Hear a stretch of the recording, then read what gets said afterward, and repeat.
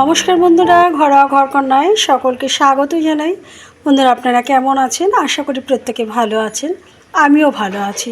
বন্ধুরা, আজ আমি নিয়ে এসেছি বাটা মাছের ঝোল।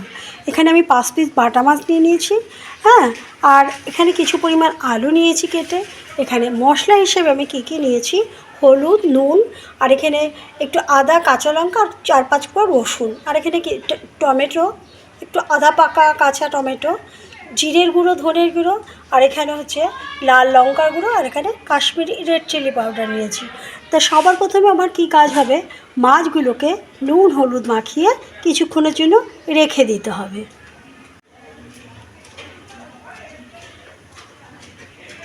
বন্ধুরা, আমি একটা পাত্রে মাছগুলোকে নিয়ে নিয়েছি। নুন হলুদ আবার একটু লাল লঙ্কার গুঁড়ো আমি দিয়ে দিয়েছি। এবার ভালো করে মাখিয়ে আমি ঢেকে রেখে দেবো 10 মিনিটের জন্য। বন্ধুরা, মাছগুলোতে নুন হলুদ মাখানো হয়ে গেছে। এখন আমি একটা প্লেট দিয়ে আমি ঢেকে রেখে দিলাম 10 মিনিটের জন্য। বন্ধুরা, আমি কড়াইয়ে তেল বসিয়ে দিয়েছি। আর যে মাছগুলো যে নুন হলুদ মাখিয়ে রেখেছিলাম, আমি 10 মিনিট বাদে নিয়ে এসেছি। নিয়ে এখন কড়াইয়ের মধ্যে আমি মাছগুলো ভেজে নেব। মাছগুলো দিয়ে দেবো। আমি সব মাছ একবারে দেবো না, আমি দুটো করে মাছ ভেজে নেবো। যেহেতু অনেক বড়, একসঙ্গে দিলে পরে ভেঙে যাবে, তাই আমি দুটো করে ভেজে নেবো। কেমন বন্ধুরা? বন্ধুরা, আমার এই যে মাছগুলো সব ভাজা হয়ে গেছে, আমি বেশ লাল লাল করে ভেজে নিয়েছি, হ্যাঁ। এখন এই তেলের মধ্যে, মাছ ভাজার তেলেই আমি একটু সাদা জিরে দিয়ে দেবো। আমি সবাই প্রত্যেকেই বাটা মাছের ঝোল এরকমভাবে করে, কিন্তু আমিও করি। আমি আজকে করছি যখন, সেই কারণে দেখাচ্ছি। এর মধ্যে নতুনত্ব কিছু নেই, সবাই পারে করতে। আমি এখন আলুটাকে একটু ভেজে নেব। ভাজার জন্যে আমি আলুটাকে দিয়ে দিলাম। একটু লাল লাল করে ভাজা হয়ে গেলে আমি সমস্ত শুকনো মশলা এবং আদা, কাঁচা লঙ্কা আর একটু রসুন দিয়ে বেটে রেখে সেটা দিয়ে দেবো। এখন একটু আমি ঢেকে দেবো আলুটা ভাজা হওয়ার জন্য। এবার আমি ঢাকনাটা তুলবো। ঢাকনাটা তুলে দেখবো আলুটা বেশ অনেকটাই লাল লাল করে ভাজা হয়ে গেছে।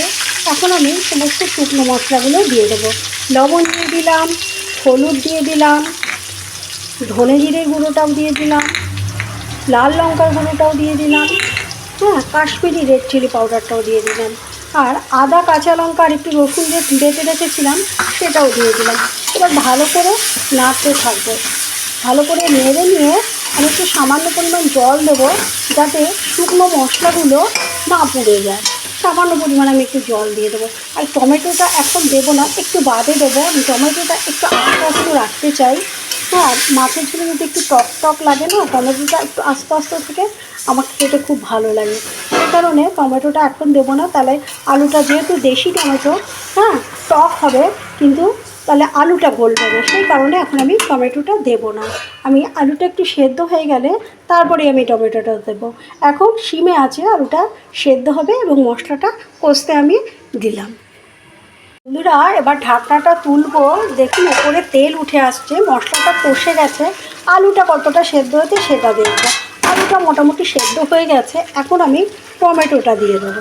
টমেটোটা দিয়ে আবার একটুখানি খানিকের জন্য নাড়িয়ে, হ্যাঁ, মশলা কষে গেছে যেহেতু, এখন আমি জলটা দিয়ে দেবো।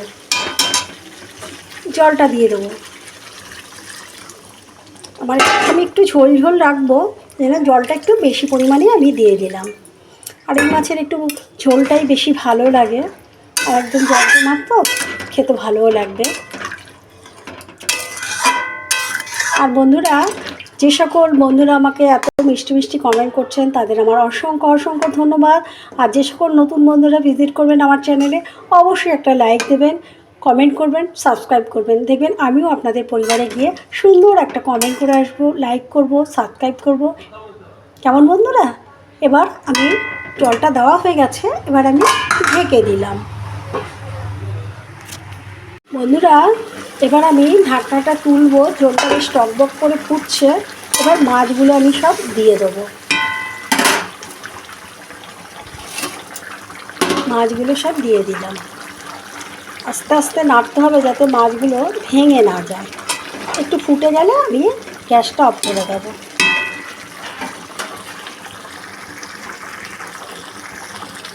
বন্ধুরা আমার এই যে আলু দিয়ে বাটা মাছের ঝোল হয়ে গেছে। দেখুন কালারটাও কত সুন্দর হয়েছে। যদি আপনাদের আমার এই রেসিপিটি ভালো লেগে থাকে অবশ্যই আমার পাশে থাকবেন বন্ধুরা, সবসময় ভালো থাকবেন। আজকের মতো শেষ করছি, আবার নেক্সট ভিডিওতে দেখা হবে। ততক্ষণে যেন বন্ধুরা ভালো থাকুন, সুস্থ থাকুন। আর বন্ধুরা আমার ইউটিউব চ্যানেল ঘরোয়া ঘরকন্না নামেই আছে। Please like, subscribe, comment, share করে পাশে থাকবেন। কেমন বন্ধুরা?